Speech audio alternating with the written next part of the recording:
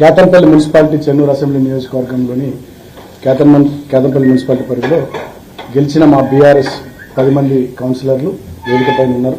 అదేవిధంగా 4 సిపిఐ కౌన్సిలర్లు వారికి ఈ సమావేశంలో పాల్గొంటున్నటువంటి మీడియా మిత్రులకు, సీనియర్ జర్నలిస్టులకు అందరికి పేరు పేరున నమస్కారాలు.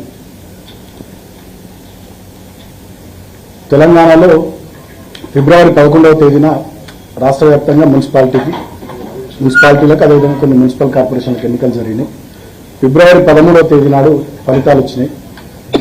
ఆ ఫలితాలు వచ్చిన అనంతరం కాంగ్రెస్ పార్టీ ప్రభుత్వంలో ఉందనేటటువంటి అహంకారంతో పోలీసులను వాడుకొని అదేవిధంగా చాలా చోట్ల దౌర్జన్యాలు చేసి రాష్ట్ర వ్యాప్తంగా ప్రజా తీర్పును పట్టపగలే హత్య చేసే విధంగా చాలా మున్సిపాలిటీల్లో గొడవలు చేసి వాళ్లకు మ్యాజిక్ ఫిగర్ దాటకుండా, మెజార్టీ రాకుండా ఎలాగైనా అధికారం ఉంది కదా అనేటటువంటి అహంకారంతో రేవంత్ రెడ్డి గారు ముఖ్యమంత్రి గారి నుంచి మొదలుకొని రాష్ట్ర మంత్రులు అదేవిధంగా రాష్ట్రంలో ఉన్న వివిధ నియోజకవర్గాల్లోని ఎమ్మెల్యేలు, కాంగ్రెస్ పార్టీ నాయకులు చాలా అరాచకాలు, దుర్మార్గాలు చేశారు. దానికి